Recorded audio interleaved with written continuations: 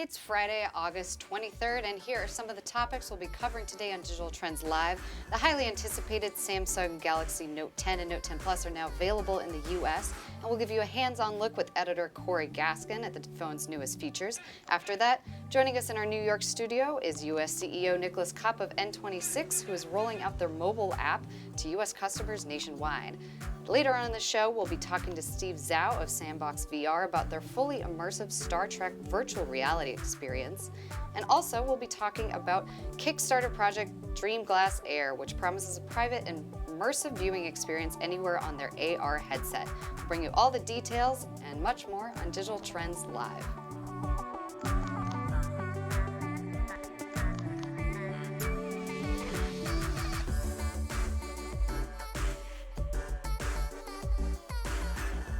Look at that beautiful shot of Portland, a nice gray summer day. Picturesque Portland. I am a big fan of this weather. As someone who does not too. like 90 degrees, this is perfect for me. This is perfect summer, peak perfect summer.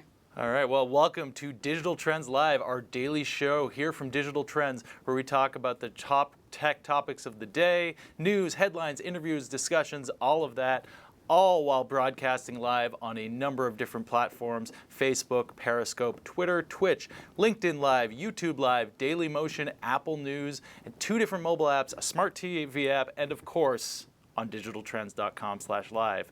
Please comment with any comments or questions you have throughout the show. We will be reading them and responding to them. To start off, though, I'm Matt Katz, and joining me today is Adrian Warner. Greg Nibbler is on vacation today in sunny Mexico. Good for him. I know, having a really nice time. I hope tanning, maybe drinking a little bit. Yeah, enjoying a beverage on the beach, hopefully. A well-deserved vacation from Digital Trends Live, but he'll be back soon. We do miss him. Yeah, he will be back soon on Monday, but for now we get to take over, and we couldn't be more thrilled. Oh, I'm very excited. You can call me New Greg. Whoa, you can call me Gregette. Gregette, the Gregs. The Gregs, the new Gregs. New Gregs on the block. All right, well, right. Today we got plenty of things to talk about, starting off probably the biggest tech news of the day. The Samsung Galaxy Note 10 and Note 10 Plus are here, and we had some folks review them. We're going to have a hands-on a little later in the show, but basically people love them. Yeah, people are really excited about the new device, the new flagship phone. Obviously, the biggest striking thing is its beautiful Aura color glow. It has a really great 6.8-inch screen, super thin bezels. It's just been getting pretty rave reviews everywhere. Yeah, we actually gave the Note 10 Plus our Editor's Choice Award, which is something that we save for really only the best products, including this phone. This was something that I think has everything you're looking for in a top-tier phone. It's also big, so if you like a big screen, one of the things, if you go to our review on digitaltrends.com, you'll see a couple of comparisons between its screen and some other screens, including the iPhone, and how they stream movies and things like that. And as someone that watches a lot of movies on his phone, I'm very excited to see what it looks like. So are you anti-bezel then? I don't really mind a ton if there's a bezel, but I mean, the smaller it is, I guess the more screen you got, which is always nice when you're watching a movie. But it depends. It really depends. I think quality is what I'm looking for more than anything else, and also as someone who drops his phone just constantly, I need a screen that will hold up to all of the abuse that I give my phone. Okay. I don't know if you're the same on that one, but I am very much the same. It's been a trying time with my phone a little bit. It's probably not too happy with me. Some of the other really cool features are there's some really interesting Windows integrations with the Galaxy S10 Plus, or sorry, not the S10, forgive me, the Note 10 Plus. And it does have the pen included that pops out of the bottom that you can use to take notes on, which translates to text. And that'll go right into Microsoft Word or emails or things like that, which is really cool if you're someone who doesn't really like typing with your 2 thumbs on your phone. It's nice to be able to take notes like that, and that technology has improved a lot over the past couple of years. So even if you've got really bad 5-year-old writing like I do, it'll figure out mostly what you're trying to say, which is always nice. Handwriting like I do. Oh, I'm interested to see what old grandma handwriting looks like. Wow. But it's something that I think is going to be more important moving forward as people try to make it easier to take notes on your phone. And a lot of people are still faster at writing than they are at typing with 2 thumbs. So it gives you different options for input. Oh. All right. All well, right. it's We've got Hot Nozzle and Other Greg, thanks to our frequent viewer, George. I love George. Good old George. So that kicks off our segment, Read 'em and Weep, where we read the comments and hopefully don't weep. Hopefully don't weep too much, although sometimes they really try. Oh, yeah. So we're going to see what people have to say about some of the stories that we've talked about in the past couple of days and what's going on right now. We have not seen these comments, which is No. always exciting. So the first time you see them is also the first time we see them. All right, so Richard Berman regarding the battery recharging speed test, how the Note 10 fares over the rest. So very topical for today. How is that you buy a $1,500 phone and then they want to upsell you on a fast charging adapter? I just spent $1,500 on a phone. Just give me the damn adapter to begin with. Rawr. I agree. I completely agree. If you're spending $1,500 on a phone, you probably should be able to charge it quickly, especially if it has a big battery Yeah. like the Note 10 that takes a long time to charge. Takes a long time to charge. You You're not gonna probably wanna want plug it in every that. time. Yeah, you probably want that included with the huge price of that phone. Especially as phones get more expensive, just throw in the plug. Probably Just doesn't cost very Give much. us the plug. Yeah. Come on, Samsung. And we do actually have an article up on our site about the speed of the charging of those devices, so you can check that out on digitaltrends.com. Would you like to take the next one? All right. Quan Dao says about a Dubai skyscraper that can rotate 360 degrees. Are they going to have a built-in pharmacy on each floor? Every resident is going to need a Dramamine dispenser. I don't know. Is it going to be like the Space Needle where it moves so slowly you can't tell? I hope it moves super quickly. And if you can go up there and not throw up, you can go up there for free. It'll be like the Gravitron. Yeah, it's an amusement park ride. I mean, you've already got a lot of rotating restaurants and things like that, but what about a rotating amusement park ride at the top of a skyscraper? I'm guessing that's not what's going on here, but yeah, I could see some people having some issues with their tummies. If they got Especially a if weak you're dining constitution. in on one of those floors. Oh, That yeah. would be rough. What if Very you're eating at the restaurant and it starts off slow and then it keeps getting faster and faster Oh, no. and faster? So by the time dessert comes, you're like swooping around like that. If you They're can just hold it, the chucking meal it is at free. you, and you're chucking. All right, J. Dave. Regarding first names. Ooh, two first names, J. Dave. Or Dave J. V-shaped plane from KLM could be the future of flying. No matter the manufacturer, the CEO of Boeing should be required to be the first test pilot on any new plane to see if it needs software upgrades first. Ooh. Yeah, I'm guessing that's referring to, what is it, the 737 The MAX? 737 MAX, Which yeah. had a bunch of problems that caused a couple of crashes. And is still grounded, I Yeah, believe. there's some worldwide. amazing images of Boeing's headquarters, I think up in Washington, where there's just parking lots full of planes because they're all grounded. They're not allowed to take off, but they need to be somewhere. So you've got all of these planes sitting in like a car parking lot, not a plane Not a parking plane lot. parking lot for cars.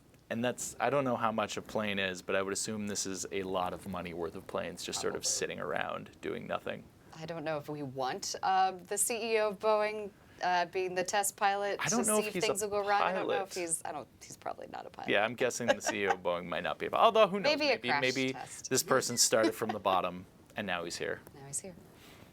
All right, so we've got J. Dave, and any other comments coming to make us weep? Ooh, Oh, here we go. Dave Boggin? Sure. This is on an article we have on digitaltrends.com all about how fake accounts on social media are not going away anytime soon. Dave writes, the fake accounts I don't mind. It's just all the people acting fake online. Kick them off already. Hashtag nothing is real. Some real ennui there, Dave. Yeah, wow. Wow. I mean, I don't know if anyone is 100% authentic on social media because you kind of want to present your best face. Or your worst. Or if your you're a worst. Troll. Yeah, and I don't think anyone is going and like recording every single aspect of their day, including the most boring ones. I hope not. Hope not. That's a lot of space to take up with very boring content. Yeah, but one thing about the fake accounts that we've reported a few times is that they're usually coordinated. They're usually like, like the most recent example is the government of China, or most likely the Right. government of China, was caught with a whole bunch of fake accounts on Twitter, on Facebook, and most recently on YouTube I that were know, I trying saw to that, they Yeah. trying to discredit the Hong Kong protests. So you've got these fake people trying to push a message forward, which is not great if you want to be able to trust what you read on social media. So Dave is saying that he actually doesn't mind those fake accounts. Yeah. He just doesn't like the people that are Yeah. just posting. So I don't know, Dave. You might want to go reassess. Yeah, you could always unfollow. So my philosophy True. towards that is follow mostly pizza-related accounts because you can always go eat pizza. That's a really good piece of advice. All right, next up. All right, Mario Delg. This industrial robot takes on washing dishes for restaurants and banquet halls. We've been talking about this robot a lot. It's been getting a lot of comments. Guys, it's a damn dishwasher. Get over it. Well, Mario completely summed up that sentiment of us talking about it too agree. much, I guess. I guess. It's a dishwasher. It is a dishwasher. Yeah, it washes dishes. All right, well, those were the Read 'em and Weep comments, and we definitely have some more headlines coming up. One thing that has really been taking over the news and dominating headlines this week is the fire that is currently raging in the Amazon forest. And NASA has reportedly said that the flames are so bad that they can actually see them from space, but there is some hope. Sorry, we got our segments mixed up. That's okay. There is some hope. It sounds like there is an organization called Ecosia, if that's the way. Ecosia, I pronounced it correctly. It's a search engine that plants one tree for every 40 to 50 searches that you do. So this company is, if you want to get involved and help out what's going on in the rainforest, you can do your searches through Ecosia. Yeah, and as we've seen, this is some really crazy footage of smoke spreading for millions of square miles around the Amazon forest fires. This is a NASA image, and Ecosia has actually committed to planting 1 million more trees in the Amazon because of these fires in order to help repopulate it with trees. They've lost so many trees in these fires. It's some of the worst that they've ever had. And the Ecosia is really hoping to help out with that. One of the things that's really interesting about this company is that they are planting trees all over the world based on how many times people search. So every 40 to 50 searches, that profit is going towards planting a tree, which is different than how maybe Google operates. If Google were to get in on this and to start planting trees for all of their searches, I mean, we'd probably just be all forest by Oh this yeah, point. we did very some cool. calculations, and it's We something did. along the lines of if Google's 3.5 billion searches per day, if they had that same commitment to plant trees, they would be planting about 40 to 50 million trees a day. That's Which, yeah, the incredible. world could use for sure. Absolutely. But Google is not fully interested in that. I think Right. one thing that we spoke to the CEO of Ecosia, and they're really committed to this. Their profits go entirely or almost entirely towards planting these trees. So this is really their signature thing. They also don't track you as much as Yes. Google does. Yeah, so if you're very- interested in privacy, this could be an option as well. I actually switched over to it myself You just to did, see what it great. was like, and a lot of the results are pretty much the same.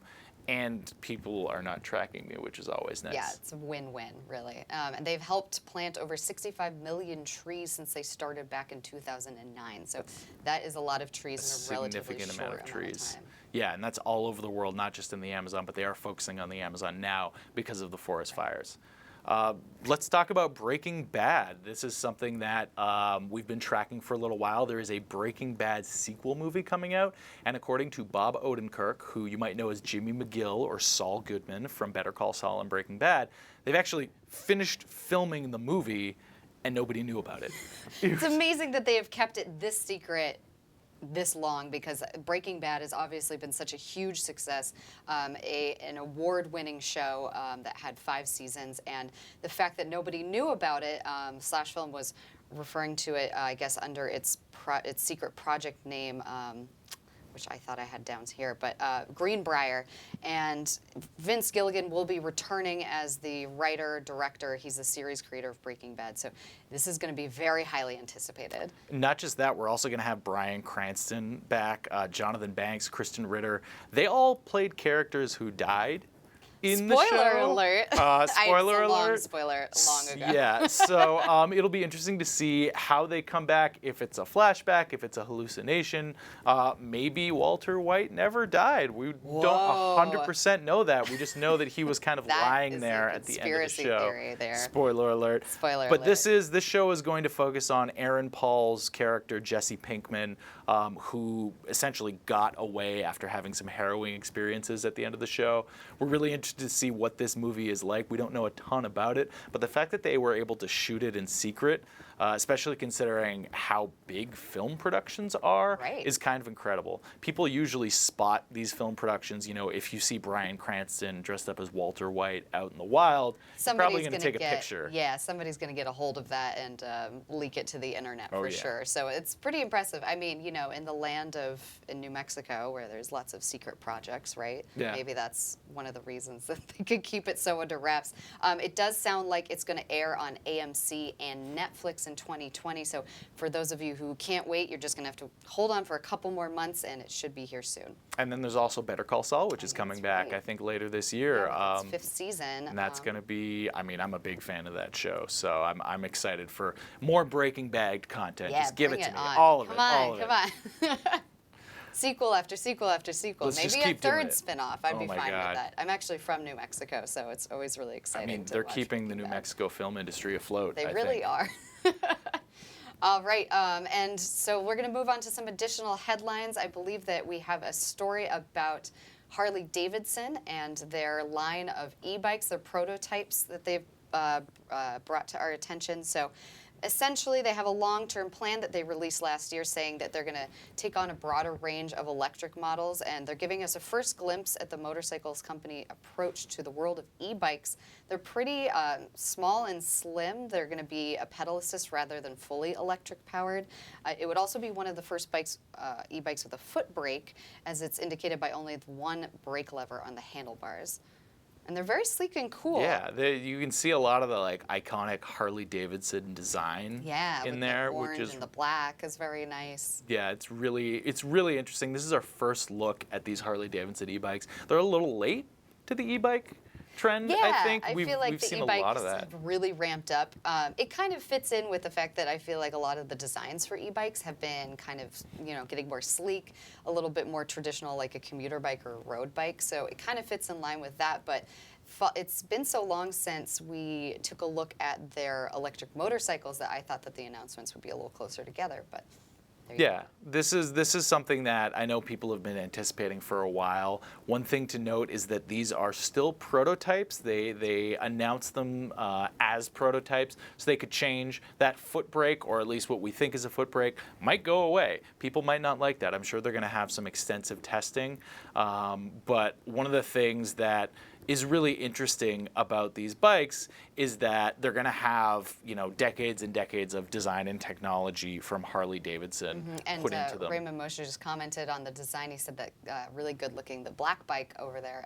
It looks like they're going to have a couple of designs. Yeah. And they're very, very nice looking for sure. Now, my question is, are you going to be able to go in and buy both a motorcycle and a bike? And if is it like insurance like where a you 2 bundle for them? 1? Yeah, bundle them together, and then you get your motorcycle, you get your bike. They've got Harley Davidson stores all over the country, so I'm interested to see where you're going to be able to buy them and how they're gonna compete with some of the other big e-bike brands. There are a lot of e-bikes that have big loyal followings. Is Harley Davidson even going to be able to make it into the market and have people care is going to be really interesting. I think the name and the design is going to help a lot. I think so too. It might bring a certain coolness factor to e-bikes that e-bikes have been trying to kind of take a hold of. I think that a lot of people look at e-bikes as kind of like the lazy biker. Yeah. Or, something that they don't see quite as crucial today as just normal bikes, but they're really starting to catch on in metropolitan areas, and so I think Harley's really trying to put its cool spin on it, and obviously dive even deeper into, the world of electric motor vehicles. Yeah, I think that e-bikes get a lot of hate from both Oh, sides. no. So you get like the cyclists that are like, why do you need an e-bike? Yeah, You can don't just you use have your thighs? We all have thighs. We have our Yes, powerful thighs. Our powerful thighs. But you also get people on, the motorcycle and the driving end that are like, oh, hey, someone commented Bradley Cooper clone. And yes, he is my brother. Maybe not. We'll see. Maybe he's my long lost brother that my parents didn't tell me about. I'm not sure. You're not sure? Have you I'm ever not sure. come face to face with Bradley Cooper? I've always wanted to, and one day I will, and we'll take a selfie together. It'll be great. Great. I've got dreams all about it. I'm But looking forward to that. back to the Harley To Harley Davidson Davidson bikes. You also have drivers that tend to not like e-bikes for the same reason they don't like cyclists. They might see that they get in the way or something like that. I'm a cyclist myself, and I've been seeing more and more e-bikes on my commute. And I can see the appeal, especially if you don't want if it's a really hot day, which you don't get a ton of here in Portland, but in a lot of other Recently, places. yeah. Yeah, you don't want to bike to work and then just be covered in sweat, No. right? Or So- bike home and then not be able to just like. yeah, and have to take a shower or anything like that. So it's going to be interesting to see how e-bikes evolve, what sort of features they're going to have. I'm really interested in seeing if there's going to be a budget e-bike of any kind, Ooh, good something point. that, maybe not the most enthusiastic e-bike fans are going to be into, but something that is a lot more affordable, because I think that's what's going on right now is you've got this fairly broad section of the market that is buying e-bikes because they've got the money for it. It's a lot of enthusiasts and things like that. But the folks that are like, oh, I want to go buy like a $200 bike and just be done with it, and I don't know anything about this technology, I don't know anything about maintaining it, I just want a bike. If you can get something down to that price point, I think then you're going to have a lot more people Yeah, a interested lot in more it. adopters. I mean, it's not caught on quite as widely as I feel like people are anticipating with rolling out all of these new models. Also, Harley Davidson, obviously, this is just a prototype, so they have not commented on a price range for these. I would assume that coming from them, it would be fairly It's going expensive. to be premium. It'll be That's pretty my premium. assumption. And that if you don't know much about e-bikes, they can range up into the thousands of dollars, $3,000, sometimes even more than that, which is like you can get a car for that much money, That's true. You can depending on where you are. Not the cheap best car, but you can get a car get for a that used much car. You could get a scooter. money. You can get a scooter for that much money. Although I've seen like some weird hybrid scooter e-bikes. So I think yeah. there's going to be a lot of crossover Yeah. between that. But Those new Razor ones that you can rent on the street, like Yep. those. Yeah, those are very strange looking. yeah, and I'm interested to see where that's going to go, because I think there is, especially in cities, people want a more eco-friendly way to get around, but you can't use your. I'm Mm-hmm. Especially assuming in people, hilly cities. Yeah. I mean, like San Francisco is kind of a perfect example, or Seattle. Yeah. Places that are have a lot of commuters, but the hills are really, really steep. And so, like, why would you want to be on a regular bike for those unless you really, really want a strength test, which I am not looking for personally. Especially after a long day at Yeah. work, you really don't want to have to bike all the way up a hill. I've done it. It's not fun. I would not do it again. So if you had an e-bike, maybe you could Alright. consider bike commuting. And maybe if we could get more people out of cars and onto bikes and things like that, even an e-bike, it would be good for the environment, I would assume. Yes. Because you've got fewer drivers. E-bikes do have their own pollution in the ways that they're made. You may have to, you might be getting your electricity to charge it from a coal power plant or something like that. So it's not 100% green, but it definitely is a better option compared to Yeah, driving. the carbon footprint is much, much smaller than even, I would assume, an electric vehicle. All right. Well, that's enough about Harley Davidson e-bike. We could talk Really about excited e-bikes to all see day. them. I'm excited to ride them. Hopefully we'll have a review on Digital Trends. We're going to take a short break, but coming up next, our own Jeremy Kaplan will be speaking to Nicholas Kopp of N26, which is one of Europe's fastest growing mobile banks, all about the rollout of their mobile app here in the United States nationwide. That's coming up just in a few minutes on Digital Trends Live.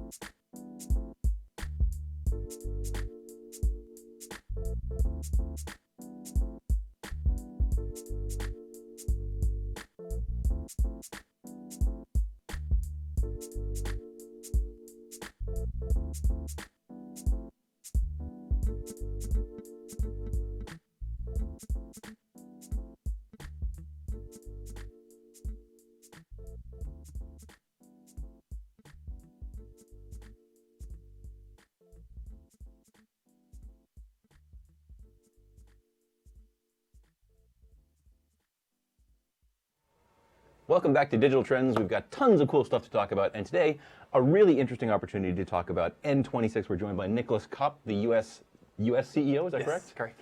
Thank you very much for joining us. And you're here because yesterday you guys launched a whole new app and a whole new experience for US customers. Yeah. Let's start, tell people what N26 is, because I don't know if US people really necessarily know quite yet. Yeah, happy to. Thanks for having me on the show, Jeremy. N26, so we are a challenger bank. They've created a category name for us. Challenger Bank. Yes, so it's Okay. we're a financial institution, but for customers, what do we offer? It's a checking account with a debit card. Takes literally 5 minutes to sign up for an account, and you get a bank account. You said that to me before, and I Yeah. was kind of stunned by it. 5 minutes to sign up for an account. Usually it's like, well, 20 minutes, 2 days, 2 weeks, whatever. You sign some papers, like literally papers. Yeah. And you get an account. Here it's 5 minutes. It's 5 minutes on your phone, on your couch. Okay. So you don't need to go anywhere. You don't need to call anyone. I like the sound of this already. Yeah. And it's, I think that just speaks a little bit for itself for the app. So it's really easy to use.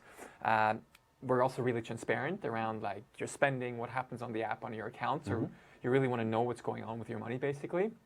And importantly for customers, it is an account that doesn't charge you any monthly fees. Doesn't cost anything to sign up for an account, so that's important for customers as well. And then lastly, we have a few very cool features. We have a feature called Spaces that basically lets you create sub-accounts in real time. So if you want to... Sub-accounts. If you want to save for a specific purpose, I don't know, you want to go to Thailand. I do want to go to Thailand. See? Stop reading my mind.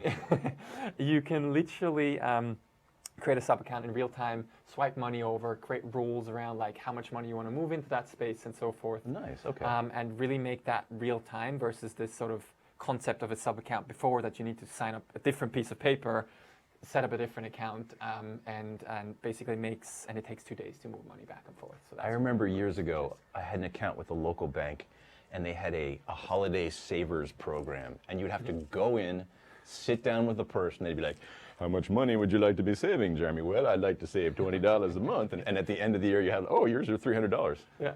Silly, and now right? that's one swipe on your phone, basically. Exactly. It's the same thing, just for the modern world, basically.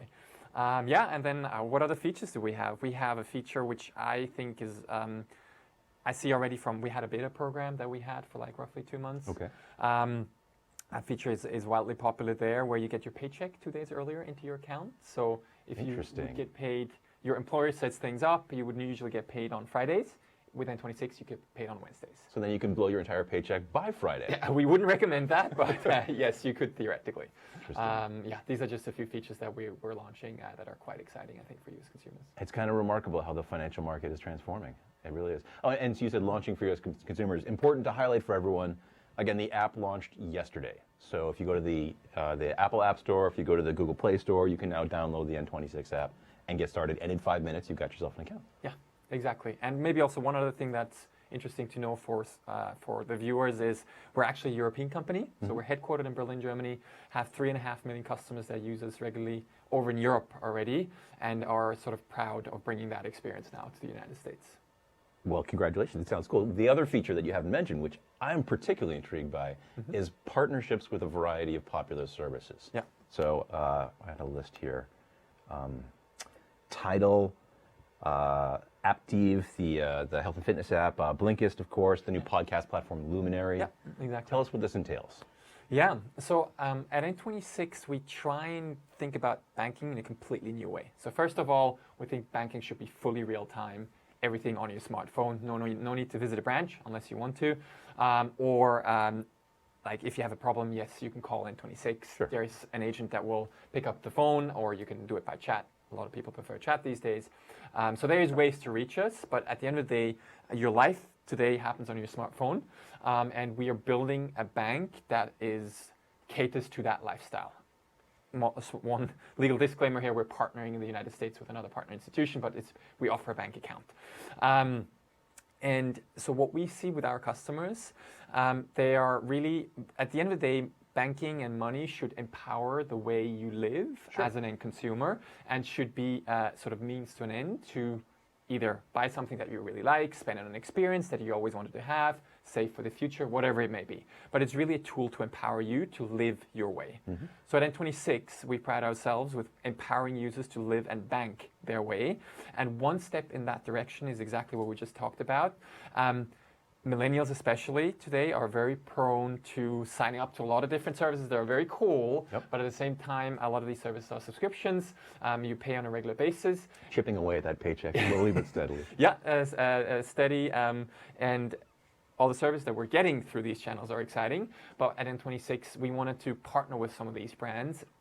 And together we're actually offering this is our version of discounts, rewards, cashback on the services that people actually love to use, and that are also an integral part of their life. And that's where N26 and these brands sort of come together. So you sign up for Luminary, you get 10% off the service or something like that? Exactly, along these lines. We have, it depends on what service exactly, but it's up to 10%.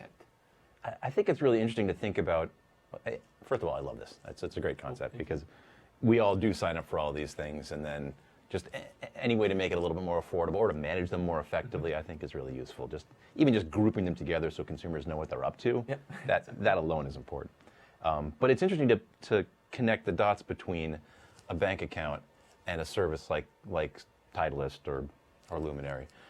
Because we think about banking and we think about the financial world as being like, oh, banks and finance is over there, and then services like this are over. This is really, you guys are creating a service, just like Spotify or Titleist or whatever it happens to be. Yeah, it's banking as a service, right? Yeah, exactly. And this is how we really think about also the evolution of our app and who N26 really is and what we want to do for our consumers.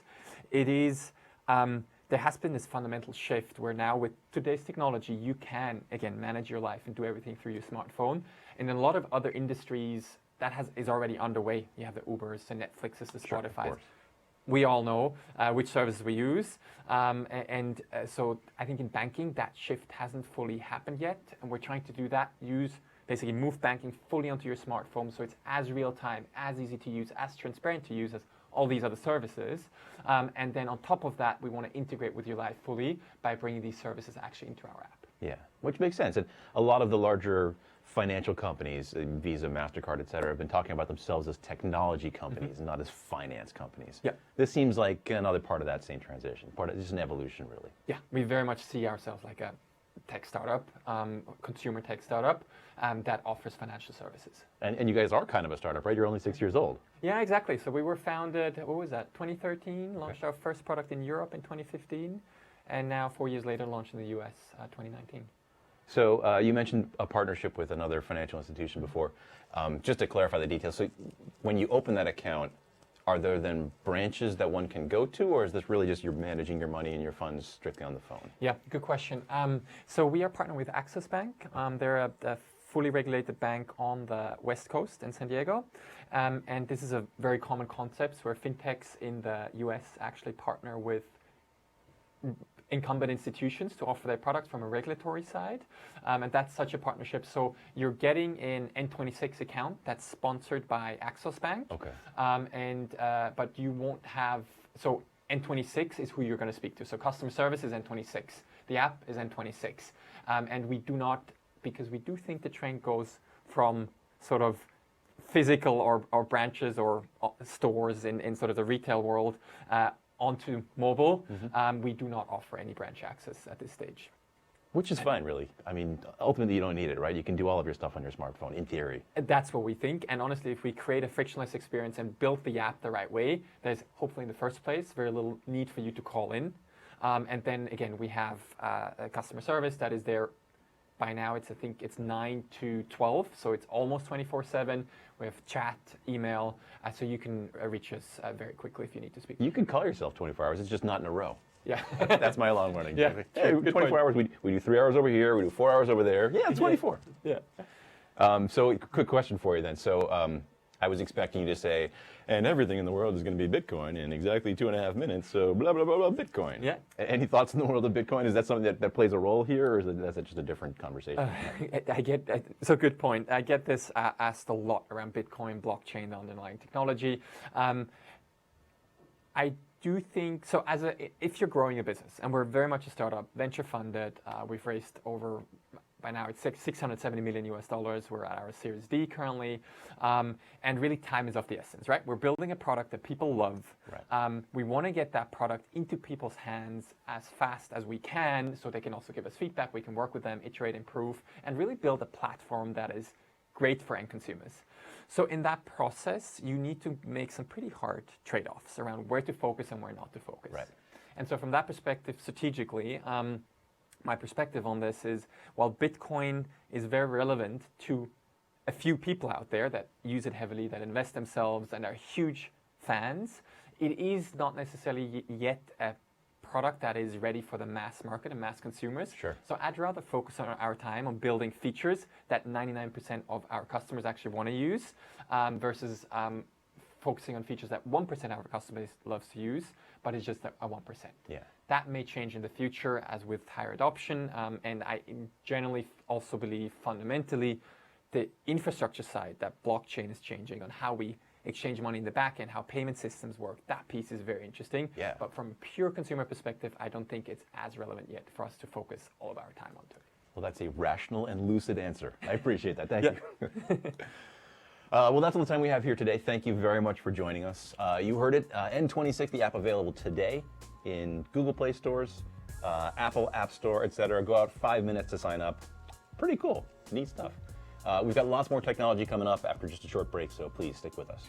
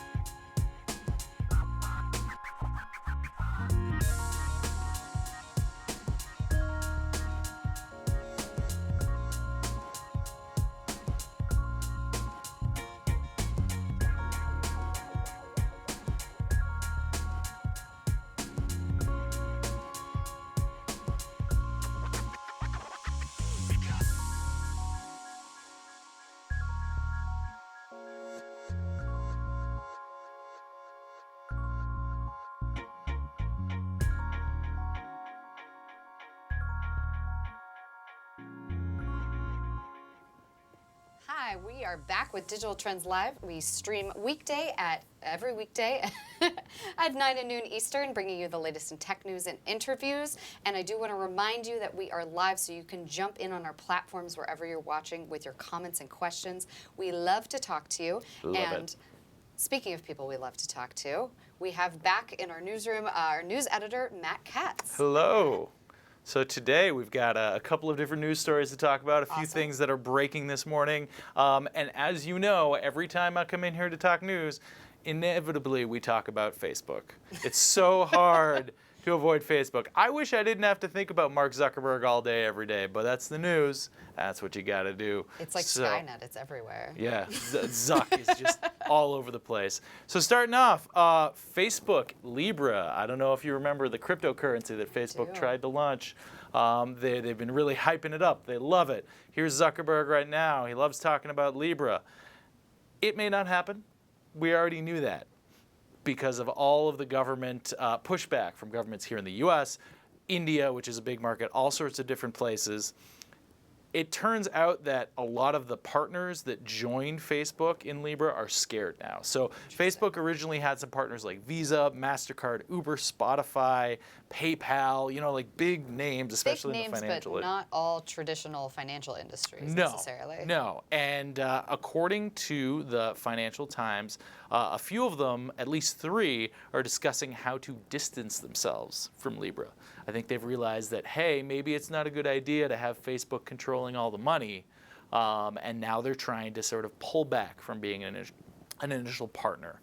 All of these partners committed informally to give at least $10 million into the project, which is, for a company like Visa or MasterCard, not a ton. Right. It's a lot of money to you and me, for sure, but not for a big company like that. And that's all because of the global pushback that's been going on. We have reached out to Facebook to see what this means, if they are going to cancel plans for Libra, which they said might happen in a stock filing. We reported on that on Digital Trends a couple of weeks ago. Or maybe this is going to delay it. You know, Libra was something that they wanted to launch in 2020. Didn't end up happening, or it looks like it's not going to happen. It's not 2020 yet. But with all of the pushback that they've gotten from governments, from other companies, all sorts of different things, it's really looking like Libra might not even happen. So this big Bitcoin competitor that Facebook thought was the future of banking, maybe not. So if they do want to actually make it happen, what are the next steps they could take? They need to convince governments all around the world that it's a good idea. Interesting. That sounds like a task. Yeah, that is definitely a task. So this is something that I think they didn't really think a ton about. I know sometimes Facebook can get a little cocky. Yes. And it's interesting to see what's going to happen in the future with this because, like I said, they did sort of build this as the future of money. One of the things they really wanted to do was to go into these places. India is a prime example. India is a place where you've got 1 billion people. Many, many, many hundreds of millions of them do not have access to banking services, but they do have smartphones. That's true. So if you throw your bank onto that smartphone, which some companies are already doing, all of a sudden you've got this huge market of people that's investing money, that's saving money, all sorts of different things that Facebook could use to make money, which is what we know Facebook likes to do. And this takes away from, this diversifies their income a little bit because right now I think they made about $16 billion last year in ad revenue. That's their big revenue model right there is advertisements. And if advertisements die down for whatever reason, they need something else. This is a way of doing it. Right. That being said, as we've said many times before, do you really want Facebook controlling your money? Do you? I mean, like... I really don't want that at all. I really want my money to have nothing to do with Facebook. Even the payment system through Facebook Messenger freaks me out. It's not something I feel comfortable with. It's interesting that you bring that up because Libra and Calibra was like the wallet you were going to use to get Libra working. It's kind of based off of that original payment system that you can use in the Messenger app. And some people have been speculating that maybe in order to save face, Facebook is just going to rename that money transfer system Libra or Calibra and be like, oh yeah, we totally launched Libra. It's not a cryptocurrency anymore. It's just a way to send money. But it's here. So we'll see. It'll be interesting to see where that goes. Yeah, that's very interesting and honestly not that huge of a surprise, but it is really interesting to follow what's happening and where exactly they're getting pushback from. Oh yeah. So speaking of Facebook, what's the big scandal that Facebook has really been associated with the past couple of years? The Cambridge Analytica scandal. Right. So Cambridge Analytica was a right-wing think tank that essentially got a whole bunch of people's private data and used it to do research regarding to politics before the 2016 election. Facebook was fined $5 billion partially over how it handled personal data in the Cambridge Analytica scandal. And it turns out, according to documents released this morning, that Facebook knew about sketchy things coming from Cambridge Analytica as early as September of 2015. Wow. Yeah. That is a whole year and some change before the 2016 election. Yeah, which That's is a lot of warning. Yeah, that's a lot earlier than anyone had thought. Right. So Facebook has pushed back and said, oh, we don't entirely know that this is a sign that people knew that Cambridge Analytica was as bad as it was. That being said, there is concrete documents showing that at least some people in Facebook knew that this was going on, and it looks like it was allowed to continue. Wow. So that's not good for Facebook. No. There rarely is ever good news about Facebook anymore. We've got a little bit more Facebook news coming up a little later today, but that is something that is very interesting to anyone that is concerned about their privacy and how Facebook is run. You know, I personally, in some of the reporting I've been doing, have been talking to people about why they're quitting Facebook. Right. And the way the company's run, the way Mark Zuckerberg runs the company specifically, and how people's private data is used is a huge reason for people dropping out of Facebook and moving to some other platform. Sometimes Instagram, which is owned by Facebook, but sometimes they're just trying to drop Facebook altogether. It does really seem like every time that Facebook tries to plug up a leak, another one springs forth, essentially, because Oh, yeah. I know that, you know, they've been trying to crack down a little bit more on fake accounts and fake news and whatnot, but it really seems like this kind of breaking news tends to undermine all of those efforts. So it'll be interesting to see.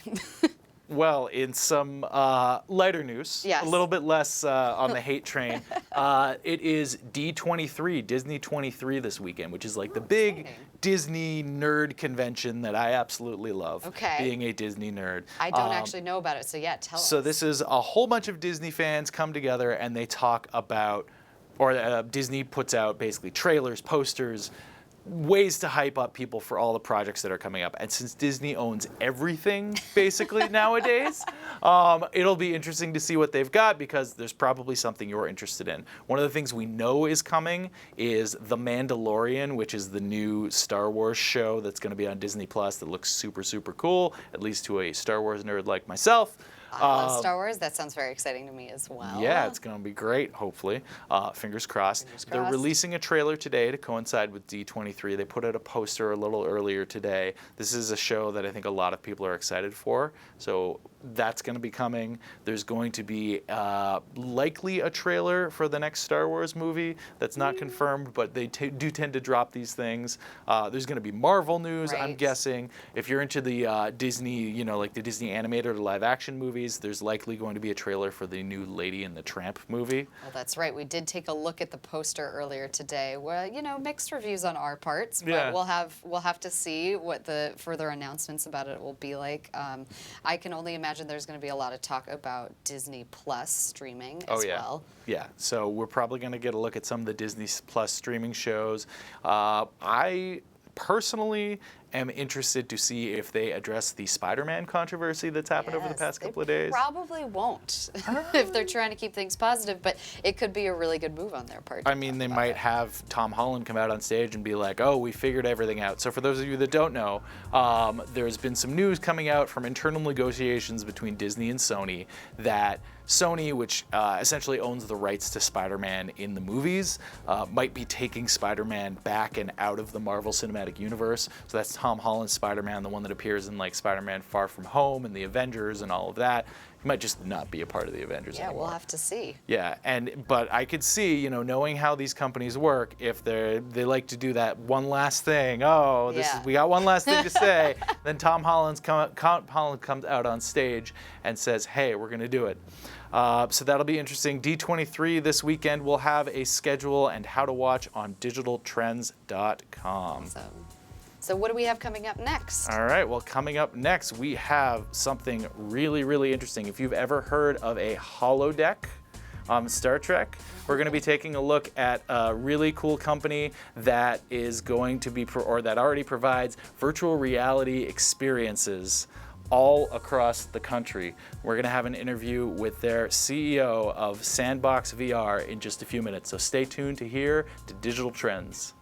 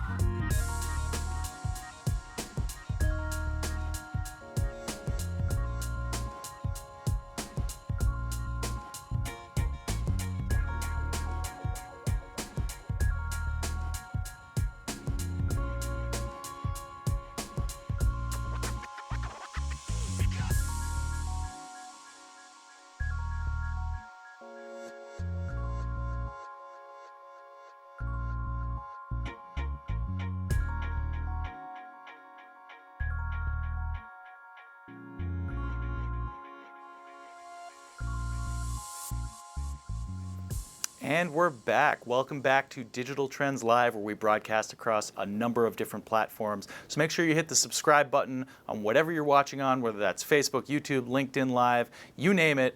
You'll get notifications when we go live every weekday at 9 a.m. Pacific, 12 p.m. Eastern. So if you are a fan of virtual reality, we have a great guest joining us today. We are talking to Steve Zhao, the founder of Sandbox VR. Now, welcome to the show, Steve. Thanks for joining us. Thank you, Matt. So tell us a little bit about Sandbox VR. I compared it a little earlier to a holodeck in Star Trek, and I'm a big Star Trek fan. Is it similar to that? What are people experiencing when they walk into a Sandbox VR? Yeah, so Sandbox VR is a out-of-home, full-body VR experience you play together with your friends. So in Sandbox, you can hug, high-five each other. You can run around freely. And we put these locations in destination neighborhoods and malls. We create our own experiences around narratives, and they're highly immersive and social. And we create these scenarios that we encourage you and your friends to interact with one another. That's amazing. So it's almost like a real-life virtual reality video game where you're walking around with your friends in an actual environment. So you've got essentially a VR goggles strapped to your head. You've got some equipment in your hands, maybe a vest or something like that. But how does this compare to, say, a VR goggle set that I would have at home? So a VR goggle set you would have at home, you would probably, once you're inside VR, you're floating head with floating control. You can see your full body. So for us, we create these full body experiences where you're mapped one-to-one. And in a way, VR is just the platform. Our goal is to create experiences that friends can play together. And it's around just players' interaction.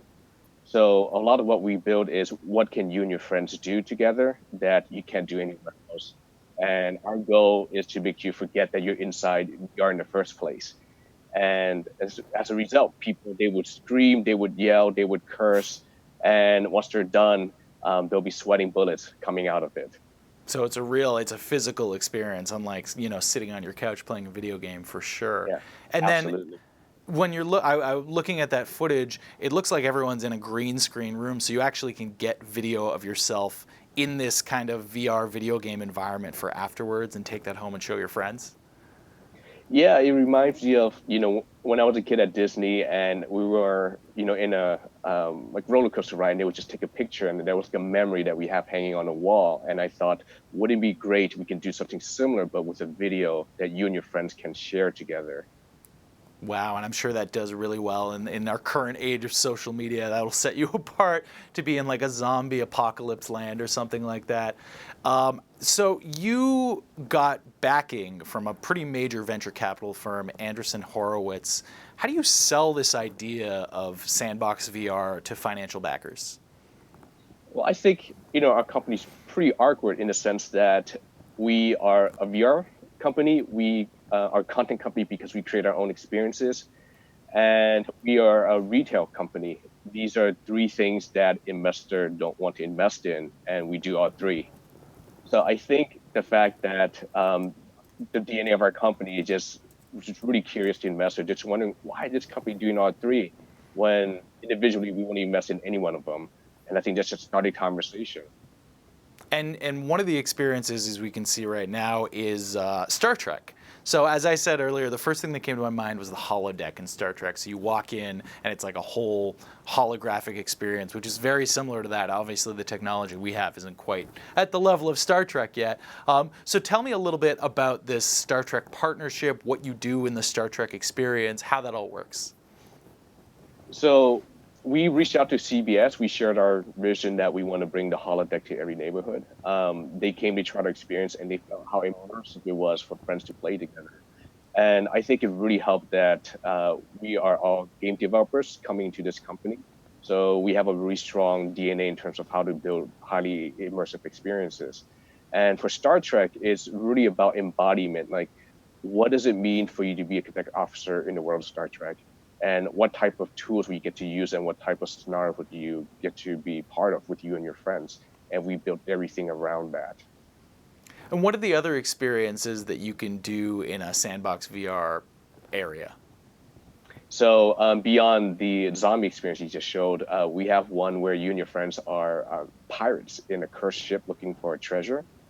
And another one is you get to be androids 50 years in the future of Hong Kong that takes you on a space elevator from the ground all the way up to the curvature of the Earth to a space station.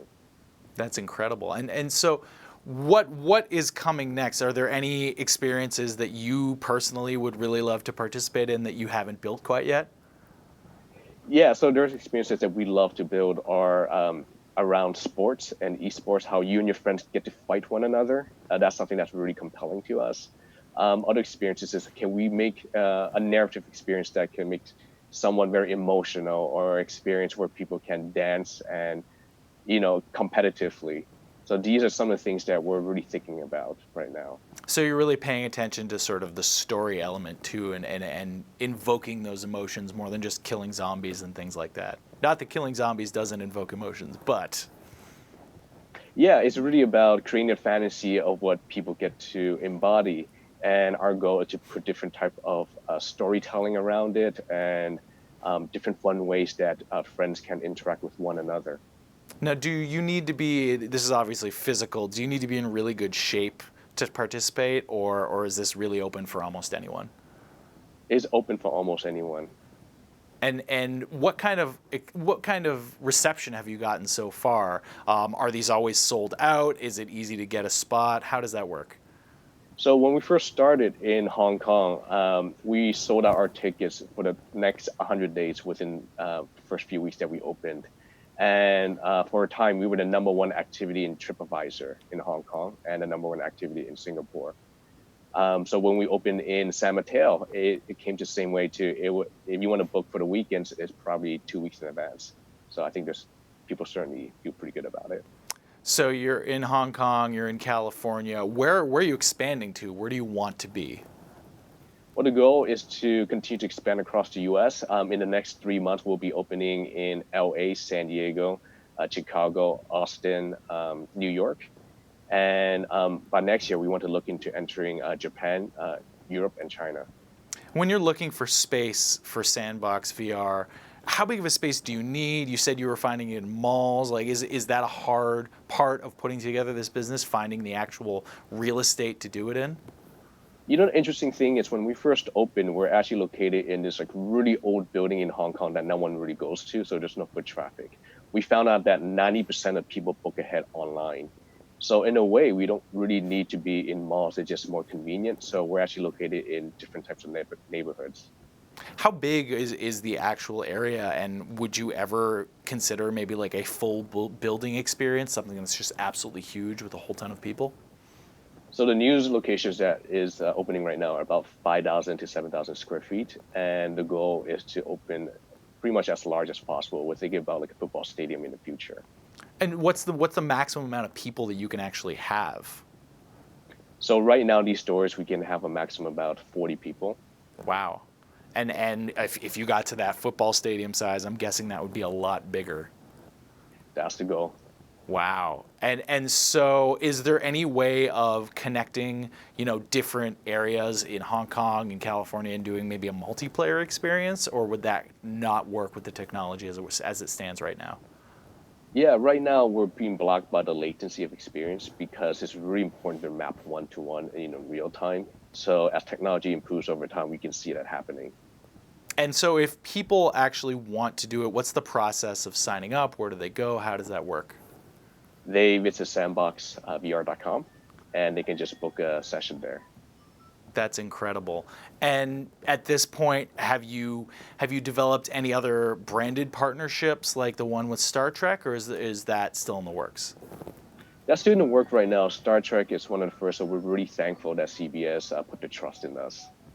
And I think that there's actual characters from Star Trek Discovery in the experience. Is that correct? That is correct. Wow. Who can you actually talk to? Well, you have to play to find out. You're making people do that. Wow, that's incredible. So we're continuing to talk to Steve Zhao. He's the he's the founder of Sandbox VR here on Digital Trends Live. Sandbox VR is just a really cool virtual reality experience that you can go into and actually interact with all of your friends. Here's my question that I've been thinking about since I read about Sandbox VR. How often do people end up whacking into each other accidentally, or maybe falling over, getting scared? It's a really realistic experience, so I'm guessing if you've got zombies rushing at you, you're not perfectly still like you would be in a video game. Yes, I think in almost every session you will see people screaming and laughing for sure because of the way they scream and move. But in terms of falling over, kind of hitting each other, it's just like real life. They do it because they're scared, not because it's inside VR. So we don't see that very often.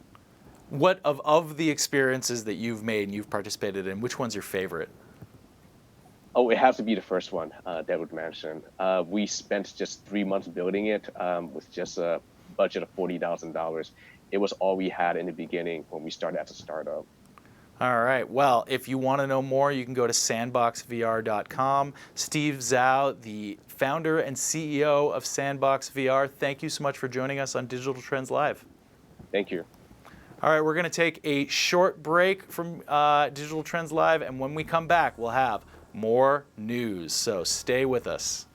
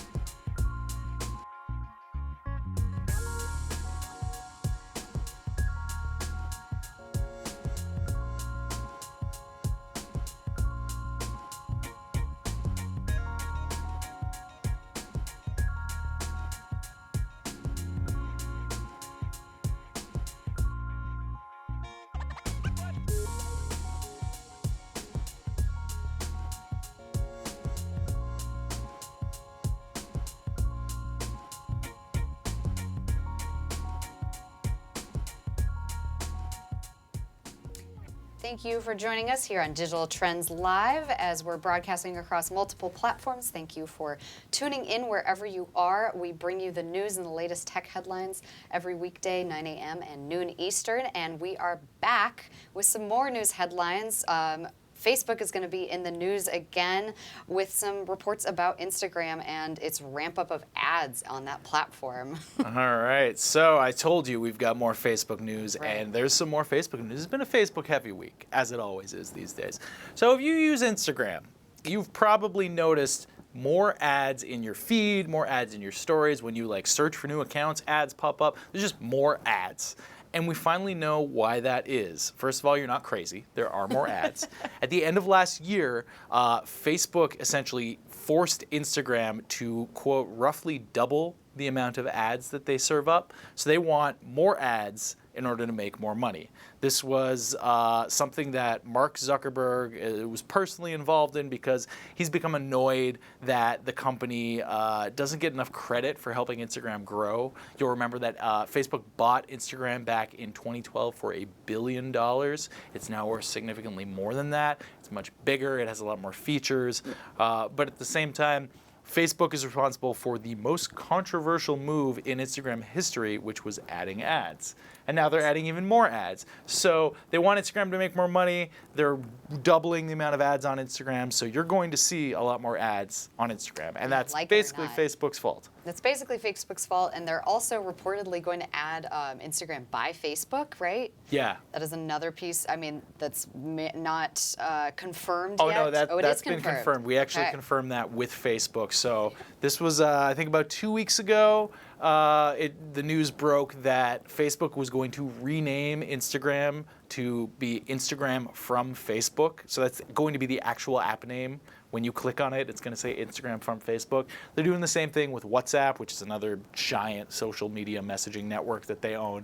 All because, Mark Zuckerberg really wants credit. He wants credit for ramping up these services. But I mean, what do you think, Adrian? Does having the Facebook name on Instagram make you want to use it more or less? Definitely makes me want to use it less, but I am kind of a big fan of Instagram. I use Facebook a lot less than I use Instagram, and I'm on Facebook a lot less than I use on Instagram. The ads are definitely, I've noticed them come up a little bit. They're creeping in there. I haven't enjoyed them, but I'm so used to ads everywhere all the time. I mean, Yeah. we're advertising producers, so it's fine to me, but it's not the sexiest name ever, that's for sure. No, it's adding long. Facebook onto it, right? Yeah, and the other thing that the data has actually shown, there have been studies on this, that Facebook is losing users, active users in the US. Instagram is gaining them, and it's mostly people that are under 40 that are no longer using Facebook as much and are ramping up their Instagram use. So that younger audience is flocking to Instagram. They're also flocking to other social media apps like Snapchat and TikTok. The teens all over TikTok. If you've Teens never love been. TikTok. Teens love TikTok. It makes me feel real old. real old. So Facebook is trying to make sure that they are keeping young folks, especially in their ecosystem. Adding the name Facebook, adding more ads is probably not the best way to do that, but it is a good way to sell more ads, Yeah, which we'll makes see. money. We'll see if that younger demographic actually notices and really cares that much about it. If Facebook still isn't creeping in too much beyond just the name, it might still be okay for them. I hope that coming soon, when you open up Instagram, you just see a big picture of Mark Zuckerberg's face, just smiling at you. Or that picture of him wakeboarding the other day that came out. That was a good one. I don't need that in my feed at all. Yeah, shirtless Mark Zuckerberg wakeboarding. It's Just everything you've endless ever stories wanted. about him walking around, Oh, different angles of his barbecuing. face. All right, well, that's enough Yeah, Facebook that's for enough today. Facebook That's for enough today. Facebook today. We've got some good news. Yes, we do have some good news. 12 of the biggest American phone companies, including companies like AT&T, Sprint, T-Mobile, Verizon, they are coming together to figure out a way to tackle those pesky robocalls that we're all getting. So they have partnered with the attorneys general, and they've announced a pledge that was announced recently in the Washington Post. They are going to use a blocking technology called Stir/Shaken, which identifies spoofing practices. So it identifies those numbers that you get that look like they're in your area code, and you pick them up because you think maybe it's somebody you actually know. They are going to be implementing this technology across multiple carriers. Because it's been a really, really huge issue for a lot of people in America. Yeah.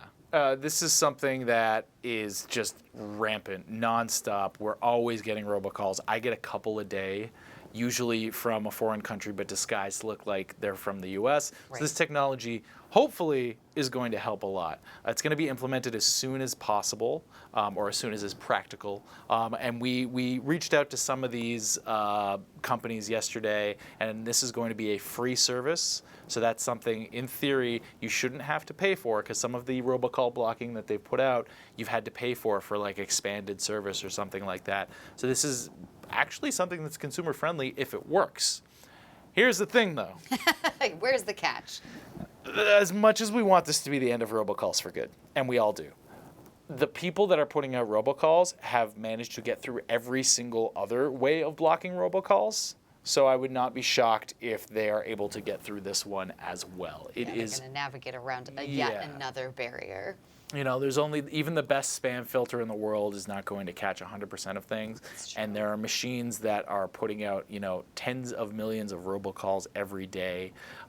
There were according to the FCC, there were 4.7 billion with a B scam phone calls made in July alone, just in the United States. That's more than 150 million per day. Yes. So if you think you're getting a whole ton of robocalls every day, you're not alone. It is hundreds of millions of people, and they're all getting robocalls. So we'll see if Stir Shaken, or as I like to call it, the Martini technology, actually works. I did notice that. I was like, what a delightful name. I think I'll have a drink and ignore some calls. I mean, if you're like me, you probably don't pick up your phone. I almost at never all. pick it up unless it's a number I know, and I feel like mobile technology has gotten good enough where if it thinks that it's somebody that you do know, it says like maybe Matt Katz. Yeah. So I don't get scammed by them too much, but you know, people who don't know any better, people, you know, the elderly, people who are maybe falling for these financial scams, things like that, it's a really big deal because those are the people that they're targeting the most heavily. Yeah, some of these scams will be like, oh, hey, this is Visa, and we need your credit card account password because it's been hacked. I And then actually, they get it. had a close friend fall for an IRS scam, actually. Yep. It was a real shame. She was very upset about it. Yeah, so, and if you are older and less tech savvy, you might trust any robot voice that's coming over your phone. There've been a lot of people, according to the FCC, that have fallen for this. And then, again, we've reported this, a bigger issue for hospitals who must answer calls. This is a story that we did maybe a month or so ago. The people that are nurses and et cetera at hospitals, they have to answer every phone call that they get because you never know if it's going to be someone in a real emergency. Right. But some of these hospitals are getting thousands of robocalls every day. So and they people can't actually get through that need to get through to these nurses People and get through. hospitals. Yeah, Wow. people can't get through. These people at hospitals have a lot of time wasted. Imagine you're at a hospital, and let's say you split it up with 10 different people. You're still answering like 100 robocalls a day, which, again, there's a time aspect. You're wasting a lot of time, but at the same time, that wears you down. That really does. And then you, I would assume, not think that other calls might be real. So your skepticism is just really high as well. Which is not what you want when you've got people dealing with emergencies. So that is something that is a huge problem. It's a huge problem for us regular human beings. It's an even bigger problem for hospitals where it is literally life and death. So hopefully the Stir Shaken Martini technology is going to help out. Moving on. From that good news, which is also a little bad news, we've got this really cool project on Kickstarter that we wanted to show some folks. It's a AR private theater, or AR glasses, called Dream Glass Air, and it's raised almost $200,000 for what it's calling the world's first portable AR theater. So this is something that you can essentially strap on. It's like a pair of headsets, connects over to your phone, and you've got this augmented reality experience. So it's like a big screen, as you can see right there, floating in the air without a giant TV. Right. You can take it anywhere with you. You can use it anywhere. Like you said, you can connect it to your mobile device, but you can also connect it to, let's say, your gaming console or your TV, your computer, and it basically acts as your own private theater where people can't see what you're watching around you. So you have a fully private, immersive experience. Now, not everybody loves to wear a headset because they are a little It's little nerdy. on the uglier side. I'm going to just put that out there. I've yet to see a virtual reality headset that doesn't make you look like a goober. This one definitely makes you look like a goober a little bit. Yeah. So maybe not something you want to walk around with, but if you're like this guy or this person right here who's in the comfort of their own home, not the worst thing in the world, especially if you don't have a big screen TV. It could be interesting to have that box floating in the air. So I am interested to see what this actually ends up looking like. That being said, it was fully funded in 5 minutes on Kickstarter. Kickstarter. It was a $15,000 goal, and they hit that limit in 5 minutes. And now they've fundraised all the way up to $200,000. 200 grand. And they still have 33 days left to go. So it'll be interesting to see them hit their stretch goals. That's impressive. But we've said this many, many times about Kickstarter and Indiegogo projects. Right. They may not happen. This is something that we've run into a bunch. Someone has a cool idea, they get it funded, and then it turns out they can't actually do it. So that's a disclaimer that we say anytime we're talking about one of these crowdfunding campaigns. You never know. So if you are thinking of investing in this, or not quite investing, but putting money towards the Kickstarter, you do want to be cautious and make sure that you know that it might not ever actually happen. And sometimes your money might not be refunded. So be aware of that when you're on that. At the same time, if you do want a super cool looking augmented reality experience, this could be the way to go. And this isn't this company's first project. They have put out Dream Glass, so this is the Dream Glass Air that we're talking about. But they previously released the Dream Glass, which shipped worldwide. So it sounds like maybe this is a little bit more trustworthy, but again, like still with any crowdfunding campaign, you just want to make sure that you're putting your money in the right place, because you may not get things on time or you may not get them at all. I'm not sure exactly when it said it's going to ship, but we do have a comment from Mr. Nice Guy talking about Digital Trends is a good start to the day before all of the negative social media starts. Oh, I am sure the negative social media starts long before we start true. broadcasting. Does it ever actually stop? I thought it was already going all the time. It's just constant. It's just a constant feed of hate. Well, we Constant. try to hopefully be a little bit of positivity. I'm glad they tune into us Yeah. first before they check their feed. That's very nice reassurance. Oh man, well we've got a little bit more news to talk about Yeah, today. we do. We are going to. Do we have any more headlines that We are coming do, up? We yeah. do. So a couple of different things that are going on, but we are actually going to take a look at the Note 10. Yes, the Galaxy Note 10 and Note 10 Plus. We actually have those on hand. We're going to take a first look in studio with one of our mobile editors over in New York. We're going to get a comparison, talk about all of the features that have come out. So make sure you stick around if you are interested in the Galaxy Note 10, and we will have more news for you coming up shortly on Digital Trends Live.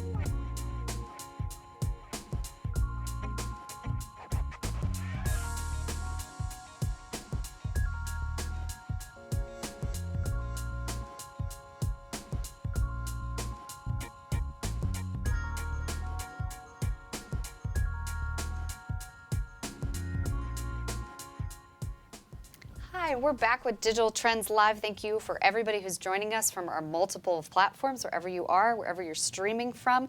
Hopefully you are putting in your comments and questions.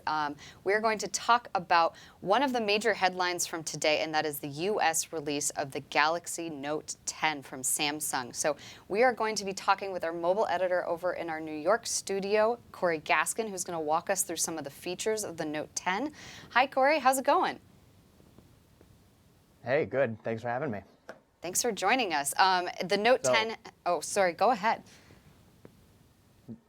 No, yeah, we're taking a look at the Note 10 right now. I actually just received this at my doorstep. Julian's had the Note 10 Plus for a little bit, so definitely check out his review on that. We're currently updating our Note 10 review, And just out of the box, the first thing that I'm realizing, and that you first realize picking it up, is how much smaller it is than the Note 10 Plus. As you can see, I have the Galaxy S10 in my left hand, and this is the Note 10 in my right hand, and they are essentially the same size. So it is a much smaller, compact kind of footprint than you had in any Note devices previously. So that's the first thing you're going to notice right off the bat. The other thing that you're going to see is that, unlike the S10, you do not have the headphone jack, which is going to cause some consternation for some people, but it's the way things are going, unfortunately. And that's So to with make, that, you are going to get... I'm sorry, go ahead. I was going to say, and that's to make room for the large battery size as well as the pen. Is that correct? So they say, but the battery is actually only like 300 milliamp hours bigger than the S10, than the regular S10. So it's really not probably going to make much of an impact on battery life. We're going to see. We're going to put it through its paces, but we'll see about that. But yes, the S Pen as well as the extra battery. So it is a little bit bigger, and you're going to get most of your top specs here in general. You get the Snapdragon 855 with a massive 12 gigabytes of RAM, which is just insane. But stepping down from the Note 10 Plus to the Note 10, you're going to miss just a few key things. First, and especially for power users, you're going to miss a micro SD card slot. So you only get 256 gigabytes of storage on the Note 10. No other options for storage, no expandable storage. So that's a little bit tough for the power users that the Notes are typically aimed at, but that's one of the main things you're going to want to keep in mind. The next thing is that the Note 10 Plus has a 45-watt charger, which is sold separately for about $50. And that is a very fast charging device. Samsung says you can do about 30 minutes of charge to get from 0 to 70%. So that you're not going to have on the Note 10. That's actually going to still be compatible with Samsung's regular fast charging, which is the 25-watt bundled charger. So it's still a pretty fast charging device overall, about an hour or so. Again, something we're going to test a little bit more deeply. But other smaller things you're going to miss are the time of flight sensor in the back, where the Note 10 Plus has a time of flight sensor for the live focus portrait shots, for videos and photos. The Note 10 does not. It's not a huge difference, huge deal. You're really only going to miss that in this one feature called 3D scanning, which the Note 10 Plus, you can scan like objects and then like map people to those objects in a kind of AR fashion. So it's kind of like a little bit of a more fun feature, but you're going to miss that with the Note 10. And then the next thing that you're going to be missing is the option for a 5G variant. And that you can take two ways. At the current time, of course, 5G is not quite rolled out yet, so it's not a huge deal right now. But for a phone that has 12 gigabytes of RAM, the first thing that comes to my mind is this is going to be a beast for the future. And that is a little bit unfortunate because 5G is the future, and you will not have the option for the regular Note 10, whereas the Note 10 Plus does have an option for 5G. So it Pay sounds a little bit more, but it is an option. right, because especially with a flagship device, you're going to want to have it around for a couple of years, and especially with 5G kind of looming closer and closer and it rolling out in a couple of cities already, you want that option to be able to upgrade if you're buying a really expensive device that you want to keep around and possibly bring on to 5G. So it sounds like that won't be an option. Right, and for $950, you kind of don't want to be buying another phone in another year or two. Right. The Note 10 Plus that has 5G starts at about $1,300, and it is an investment, but at the same time, it's an investment, into your future. So it's a little unfortunate that this power user heavy Note device has some key step downs that, seem to take away from its niche that it was aimed for in the first place. Otherwise, you still have a really top-level device with, all of the newest specs. There's no step-downs from the S10. You actually have the same triple camera setup. It's a little bit different, little tweaks, should be better with low light. So you're going to have that excellent 3-camera setup in the back still, and have, a really all-around great phone. Of course, the Note 10 also adds the S Pen, which is now growing as a device that, as a peripheral device that not only allows you to take notes and everything, but also control your phone in a number of ways. You can click the pen button and actually open up a camera mode, or zoom by making air gestures that zoom the camera in. A couple other things like that, and music control, changing the camera modes and things like that. You also have some new integrations with the S Pen that take your handwritten notes and change them into Word documents.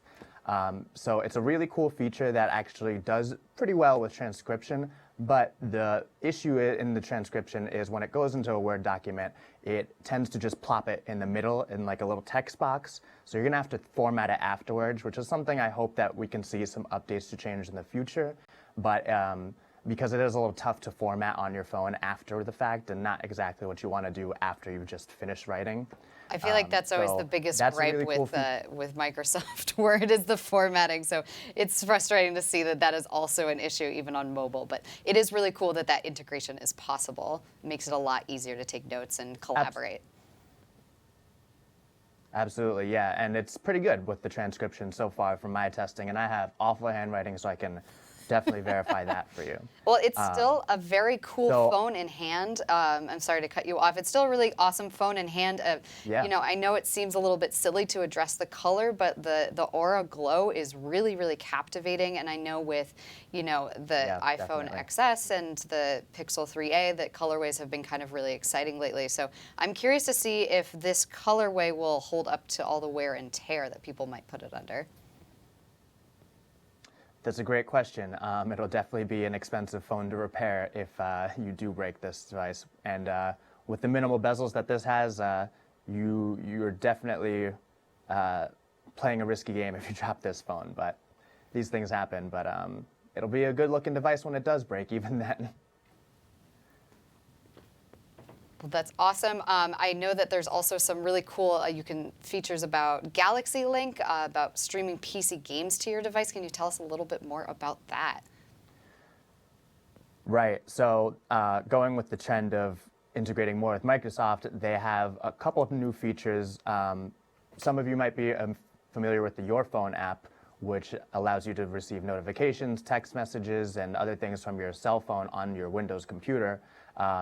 What Samsung did here is added a little bit more integration so that soon you'll be able to receive phone calls and actually mirror the screen of your device, so you can manipulate that on your Windows laptop and even do some drag and drop functions to like save files. So it's a really nice user-friendly way to interact with your PC. The next thing that they added was something called Play Galaxy Link, which actually allows you to stream PC games from your Windows device to your Note 10 and play them on device. That we haven't got to test out just yet, and we're pretty curious on how the controls and everything works. And it also may be something that might be better suited for a 5G phone, because this is going to be very dependent on your network. But we're going to check that out and update our full review on Digital Trends to take a real deep dive on those two features. That's awesome. So if people want to find out more, they can go to digitaltrends.com and check out the review. Thank you so much, Corey, for joining us and walking us through the Note 10. It looks like a really, really awesome phone and really impressive. Thank you. My pleasure. All right. So I know that you guys have been tuning in since the very beginning, but if you are just joining us here on Digital Trends Live, we're going to do just a quick recap of today's events because there has been so much to cover and so much to unpack. I just want to talk about the release of the Note 10 Plus, which we talked about at the top of the show, and then also Corey joined us in our New York studio to talk about a hands-on look at it. In addition, we also talked about the Harley-Davidson e-bikes that they are going to roll out in 2022, and huge news, the Breaking Bad film, which has been very top secret, has just wrapped up and is going to be coming to screens near you on AMC and Netflix in 2020. We also spoke with Nicholas Kopp, U.S. CEO of N26, a mobile banking platform, talking about the rollout of his mobile app nationwide, And we also sat down with Steve Zhao of Sandbox VR talking about the really awesome virtual reality experiences that he is creating and the holodeck experience that you can now enjoy for yourself. We did have a lot of headlines about Facebook always, and of course some talk about how robocalls are going to be soon blocked by major carriers. And we wrapped it up with Corey in studio talking about that Galaxy Note 10 again. So if you want to check out more headlines and stories, you can always go to digitaltrends.com. Thank you so much for joining us. Greg Nibbler will be back on Monday with more news and headlines. You guys have a great weekend.